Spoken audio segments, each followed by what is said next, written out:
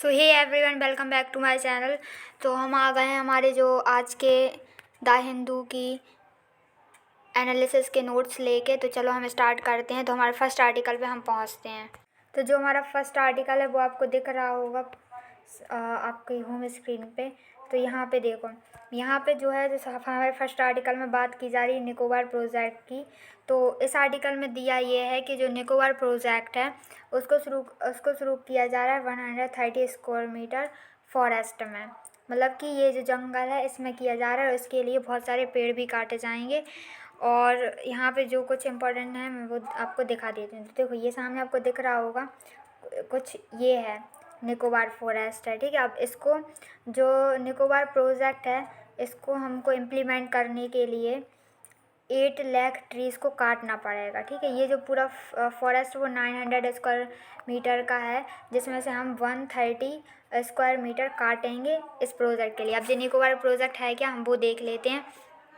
तो देखो, ये जो निकोबार प्रोजेक्ट जो हमारा चलाया जा रहा है इस पर 72,000 करोड़ रुपीज़ है इसका ये प्रोजेक्ट है।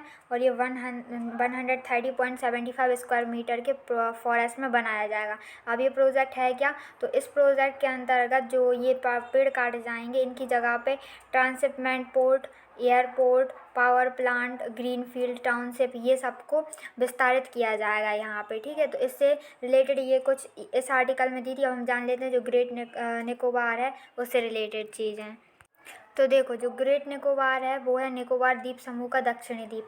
मतलब यदि आप मैप में जाके देखेंगे तो वहाँ पे ये है आपका अंडमान और ये है आपका नीचे रहेगा निकोबार। तो निकोबार का जो सबसे नीचे वाला हिस्सा है वो रहेगा आपका निकोबार द्वीप समूह, ठीक है। तो ये दक्षिणी द्वीप रहेगा, मतलब कि ऊपर उत्तर रहता है, उत्तर में आपका अंडमान रहेगा और ये नीचे दक्षिण में आपका क्या रहेगा, निकोबार।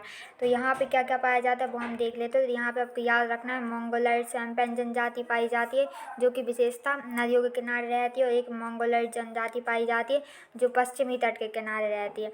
और ये मंगोलॉयड जो जनजाति है वो 2004 में जो सुनामी आई थी उसके बाद में उत्तरी तट और कैंपबेल अफरा खाड़ी में इनको पहुंचा दिया गया था, मतलब स्थानांतरित कर दिया था 2004 की सुनामी के बाद में, वरना ये भी यहीं थी ज़्यादातर।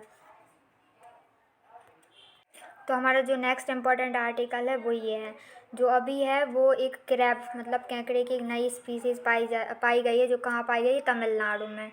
टी से तमिल और एन से नाडु, ठीक है, तमिलनाडु में पाई गई। अब इसका नाम क्या है, इसका नाम आपको ये दिख रहा होगा सियोडोहेलिक अन्नामलाई, ठीक है, ये इसका नाम है। और ये कहाँ पाई गई, तमिलनाडु में पाई गई है। और ये यहाँ पर आपको दिख रहा होगा कुड्डलूर डिस्ट्रिक्ट में पाई गई है, इसका नाम ये है।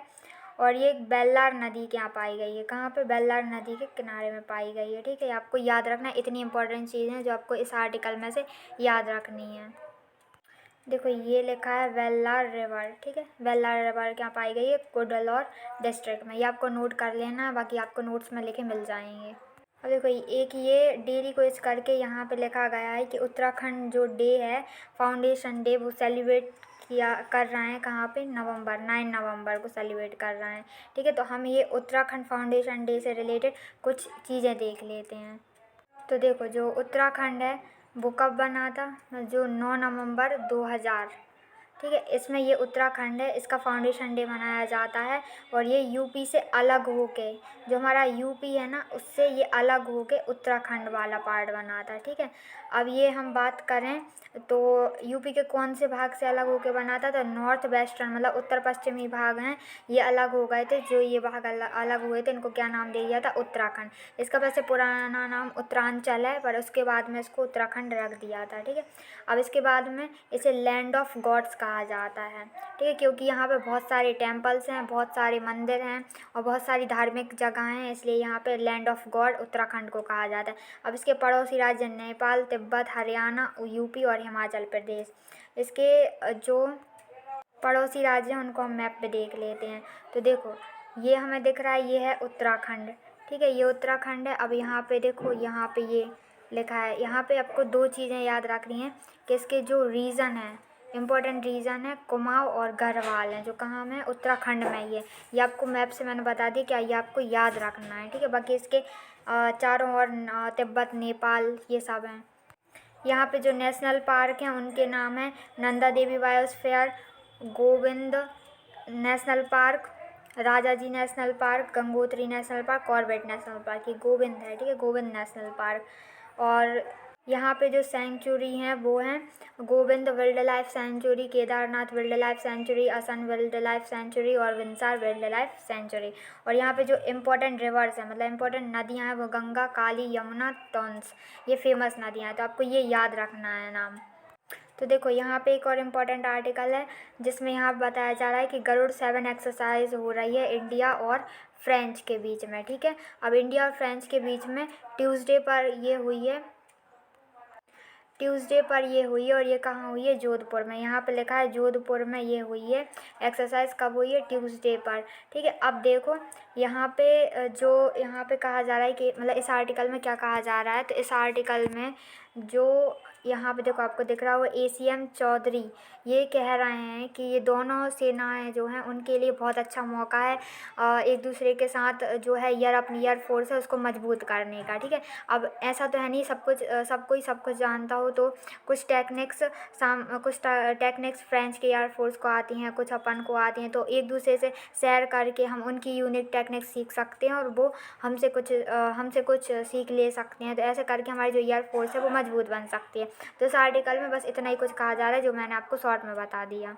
तो देखो इस आर्टिकल में यहाँ पे बताया जा रहा है कि जो USA और बेल्जियम है वो इंडिया से क्वेश्चन कर रही हैं, किसके ऊपर से, CAA मतलब सिटीजन अमेंडमेंट एक्ट, इसके ऊपर से क्वेश्चन कर रही हैं, ठीक है। और माइनॉरिटी राइट्स के ऊपर से, मतलब जो छोटे मोटे अधिकार हैं उनके ऊपर से, हेट स्पीच के ऊपर से, इन सब के ऊपर से इंडिया पे क्या हो रही है, क्वेश्चन उठा रही हैं, क्वेश्चन पूछ रही हैं उनसे कि मतलब ऐसा क्या होता है ह्यूमन राइट काउंसिल में। अब देखो ह्यूमन राइट काउंसिल में क्या होता है कि जो जो USA बेल्जियम ये सब हैं, ये सब इनसे एडवांस क्वेश्चन पूछेंगी और इंडिया क्या है जवाब देगा इन सब का, ठीक है। इसलिए इनने जो एडवांस क्वेश्चन रखे हैं वो किस किस के ऊपर से रखे हैं, देखो यहाँ पे जो है वो USA वगैरह बेल्जियम से ये सब पूछ रही हैं कि जो जर्नलिस्ट हैं उनके साथ व्यवहार अच्छे से नहीं किया जाता, ठीक है। और उनके क्या है ह्यूमन राइट्स, मतलब कि जो मानव अधिकार हैं ये सब भी, इन सबको भी सुरक्षित कैसे करेंगे हम लोग, इंडिया से ये सवाल पूछे जा रहे हैं। और सिटीजनशिप अमेंडमेंट एक्ट से भी के ऊपर से भी पूछे हैं। और FCRA का मतलब आपको पता ही होगा, FCRA मतलब फॉरेन कंट्रीब्यूशन रेगुलेशन एक्ट, ठीक है। इसके बारे में हमने एक और आर्टिकल में चर्चा की थी जो पिछली वीडियो में आया था। अब इसके बाद में और क्या क्या पूछ रहे हैं ये लोग हमसे, ये लोग हाँ बहुत सारे सवाल उठा रहे हैं जिनका हमें जवाब देना है, ठीक है। तो ये एडवांस क्वेश्चन है जो भी ये हमसे पूछ रहे हैं, इनका जवाब हम कहाँ देंगे, HRA मतलब कि human right council, HRC human right council में हम इसका जवाब देंगे। अब ये काय के ऊपर से देखो इनने एक और चीज़ कहा है कि जो जर्नलिस्ट रहते हैं उनको पूरी तरीके से बोलने का अधिकार रहता है खुलकर, लेकिन यहाँ पे क्या है इंडिया में ये नहीं दिया जा रहा है। तो इसके ऊपर से हमारे ऊपर सवाल उठे हैं और ये सवाल हमसे बहुत सारी कंट्रियों ने पूछे हैं। यहाँ पे आपको दिख रहा होगा US, UK, Belgium, Spain, Canada, Germany, इन सब ने हमसे ये सब सवाल पूछे हैं, ठीक है। और एक और है हेट स्पीच के ऊपर से भी हमारे पास बहुत सारे सवाल आ रहे हैं, ठीक है। तो इंडिया को इन सब का जवाब देना है। अब हम इन सब के बारे में जान लेते हैं। अब इसमें क्या क्या निकला है, इसमें आया ह्यूमन राइट्स, ठीक है। और एक आया है इसमें CAA मतलब सिटीजन अमेंडमेंट एक्ट, और एक आया है इसमें हेट स्पीच।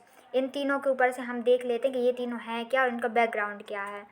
तो देखो सबसे पहले हम बात कर ले रहे हैं HRC मतलब कि human right council, UN human right council कहते हैं इसको, हिंदी में कहते हैं संयुक्त राष्ट्र मानवाधिकार परिषद। ये कब हुई थी, ये 2006 में बनाई गई थी, ठीक है। अब इसके बाद में ये जो office of high commissioner for human rights मतलब मानवाधिकार के लिए जो हाई कमिश्नर का ऑफिस है उनका मुख्यालय उनका जो ऑफिस हैगा ना उनका मुख्यालय कहाँ है, जिनेवा स्विट्ज़रलैंड में है, ठीक है। ये आपको याद रखना है। OHCHR का मुख्यालय कहाँ है, जिनेवा स्विट्ज़रलैंड में। अब इसका गठन कैसे हुआ था, 47 संयुक्त राष्ट्र सदस्य मिलकर, ठीक है। इसको क्या करते हैं, महासभा द्वारा चुने जाते हैं, संयुक्त राष्ट्र महासभा द्वारा चुने जाते हैं, ऐसे इसका गठन होता है। अब इसके बाद में हमारी नेक्स्ट बात आती है CAA मतलब कि सिटीजन अमेंडमेंट एक्ट। ये क्या है? तो ये इसको हिंदी में बोला जाता है नागरिकता संशोधन अधिनियम 2019। ये लागू कब हुआ था? 10 जनवरी 2020 को। इसका उद्देश्य क्या है? अफ़गानिस्तान, बांग्लादेश और पाकिस्तान, इनके जो धार्मिक समुदाय मतलब हिंदू, सिख, बौद्ध, जैन, पारसी, ईसाई, इनके प्रवासियों को क्या देना? नागरिकता। प्रवासी क्या होते हैं? जो एक देश को छोड़कर दूसरे देश में आते हैं, वो प्रवासी होते हैं। अब यहाँ पे ध्यान रखना, यहाँ पे कहीं भी मुस्लिम जाति का कहीं भी वर्णन नहीं है। तो यहाँ पे सिर्फ इतने लोगों को मतलब इतनी समाज को क्या हुई? नागरिकता दी जाएगी प्रवासियों को। और इस हिसाब से इसमें बहुत सारे कंट्रीब्यूशन मतलब विरोध भी हो रहा है इस CAA को लेकर। अब देखो हेट स्पीच की बात करें तो सबसे पहले तो हेट स्पीच होता क्या है? तो जो पुलिस अनुसंधान एवं विकास ब्यूरो है उसके हिसाब से अन्य लक्षणों के आधार पर मतलब कि किसी व्यक्ति की पहचान या फिर उसके अन्य लक्षणों के आधार पर उसे अपमानित किया जाता है या फिर धमकी दी जाती है तो उसे क्या कहते हैं? हेट स्पीच कहते हैं। अब हेट स्पीच के लिए धाराएं भी बनाई गई हैं कि यदि कोई हेट स्पीच देता है तो उसके लिए क्या क्या सज़ा है, क्या क्या दंड है, तो वो हम देख लेते हैं। तो देखो यहाँ पे जो हेट स्पीच के लिए इतनी धाराएं बनाई गई। अब ये धारा कौन कौन सी? 153A और 153B। ये कब की जाती है? जब कोई भी दो समुदाय हैं उनके बीच में कोई घृणा के लिए ऐसा कर रहा है कि उन दो समुदायों के बीच में बहुत नफरत पैदा हो जाए, घृणा पैदा हो जाए, तो ऐसे व्यक्ति के लिए इन धाराओं के अंदर मतलब कि 153A और 153B लगा सकते हैं। और 295A कब लगती है? जब जानबूझकर धार्मिक जो समुदाय है उसको ठेस पहुंचाई जाती है।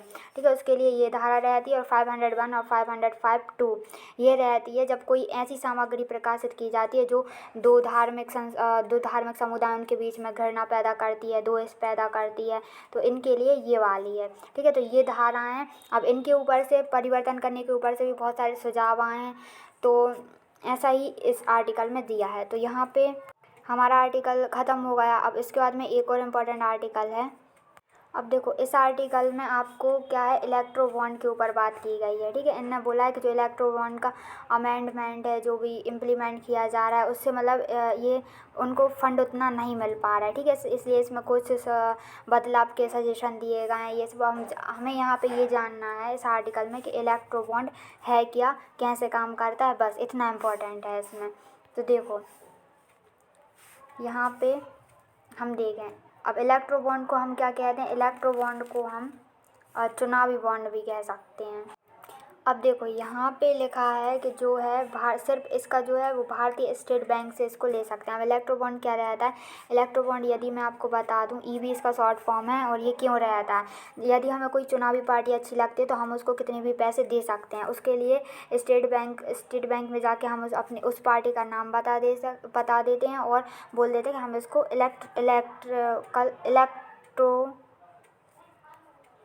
बोलने में मिस्टेक हो रही थी, इलेक्टोरल बॉन्ड देना है। ठीक है, ये हम बोल के उसको बता सकते हैं कि हम कितने पैसे का देना है। तो ये कितने पैसे हो सकता है? 1000, 10,000, ठीक है, कितना भी हो सकता है। तो ये हम बोल देते हैं तो वो हमें एक मतलब इस टाइप का कार्ड देते हैं।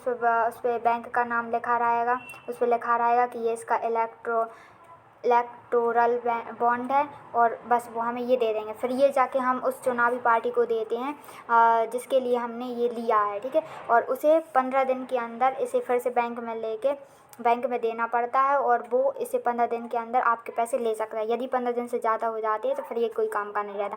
मतलब इसकी जो सीमा रहती है वो 15 दिन तक रहती है सिर्फ। ठीक है, तो यहाँ पे लिखा है, यहाँ पे नीचे आपको पूरी जानकारी दी है। यहाँ पात्रता कितनी रहती है? पात्रता लिखिए कि जो उन्हीं के लिए रहता है जो 1951 की धारा 29A के तहत पंजीकृत हैं और जिन्होंने पिछले साल कम से कम 1% भी वोट अगर प्राप्त किए हैं ना, 1% भी वोट प्राप्त किए हैं ना, तो वो इसके लिए क्या होंगे? पात्र होंगे। ठीक है, और ये हम किसी को भी दे सकते हैं जो हमारे मनपसंद हैं, जिनको जो चुनावी नेता हैं, हम किसी को भी निकलवा के दे सकते हैं। लेकिन ये सिर्फ हम दे सकते हैं SBI के सहारे। ठीक है, SBI को ही इसके लिए चुना गया है कि SBI से हम इलेक्टोरल बॉन्ड लेके और फिर किसी भी नेता को दे सकते हैं।